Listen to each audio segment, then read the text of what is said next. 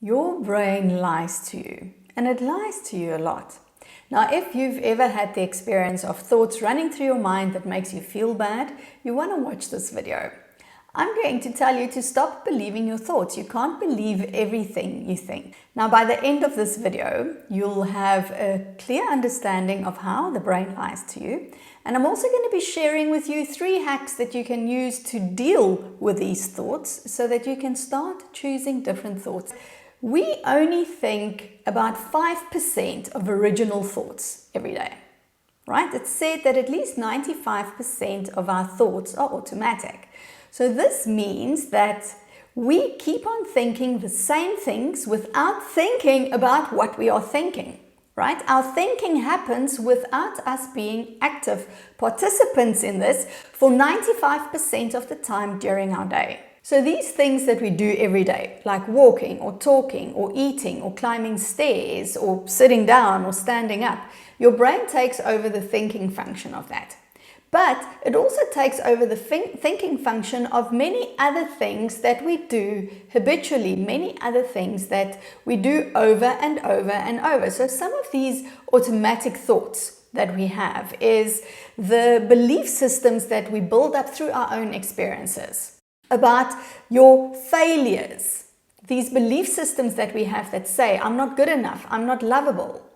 All of these thoughts come up and you feel powerless. It makes you feel powerless. So the first hack is to understand that your brain does these things automatically. When you start hearing the thoughts of you're not good enough, you screwed up, you're being disrespected, your partner doesn't love you, nobody can love you because you're not really lovable, you really are just such a loser.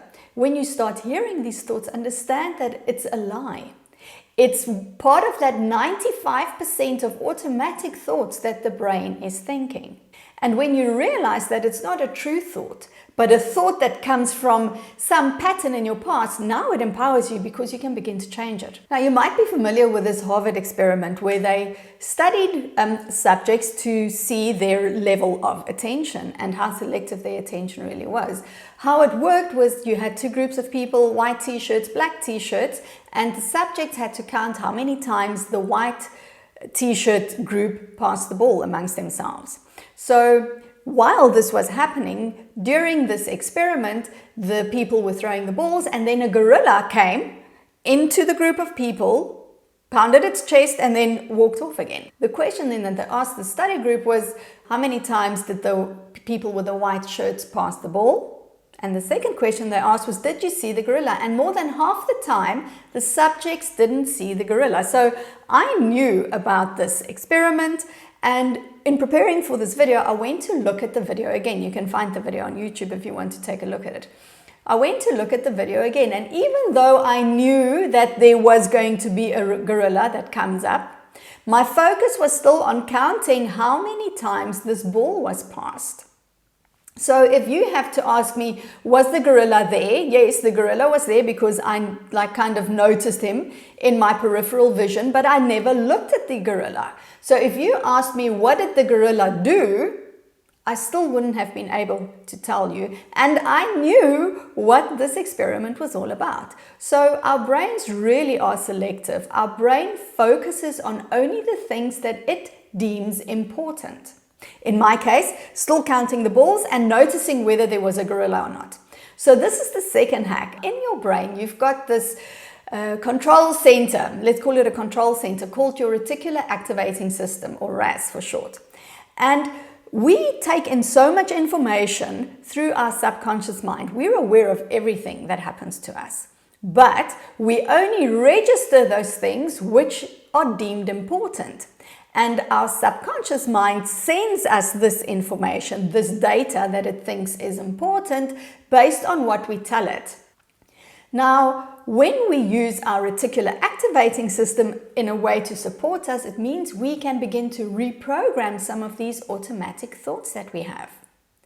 When you keep on thinking the same thing over and over, when you keep on reinforcing your belief of I'm not good enough or I'm unlovable, these core beliefs, you are always going to find proof of this.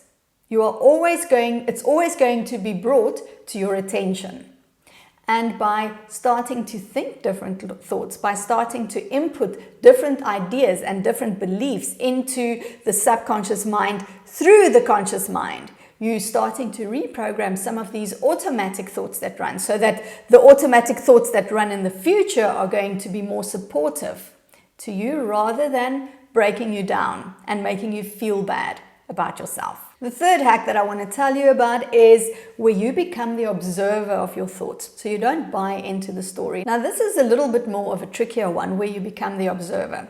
I've been able to maybe 2 or 3 times in my life do this spontaneously, where I was caught in a downward cycle, in a negative cycle, and I was able to remove myself and observe my thoughts and my feelings. And just by that act of observing, you're putting distance between whatever is going on in your brain and in your emotions, and from a higher perspective, a higher vision, you're observing this. And there are 2 kinds of questions that you can ask yourself that's going to support you to become the observer and to remove yourself from whatever it is that your brain is automatically thinking.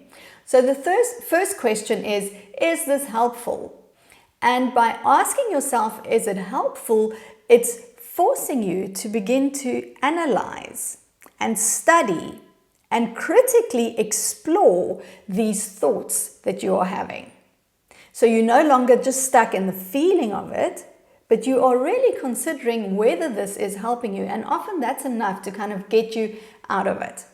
The second question that you can ask yourself is this true? And here I just want to say, don't go on your feeling, don't go on your gut feeling that says yes, it's true. Look for hard evidence, okay? Often we might be getting crossed signals from our intuition when you're caught in feeling bad thoughts, okay? And it might not be the truth that you're finding from your intuition, because it's not really your intuition talking. So look for facts. Where before has this happened for real? And also this fact finding is going to allow you to kind of take a step back. What you just need to know, it doesn't help if you only do it once, okay? It's a process. You are then training your brain. You're also reprogramming your mind. You're giving yourself new automatic thought patterns. So the reason why your brain lies to you, it's because it is just how the brain works. It fills in the blanks. It's very selective in its attention because it's trying to be efficient, and it is efficient. I mean, our brains work, but it can work against you if you allow yourself to believe all of these things that your brain tells you. So I hope that you have found this video helpful, and if you did, then please let me know by giving it a thumbs up. Also, if you like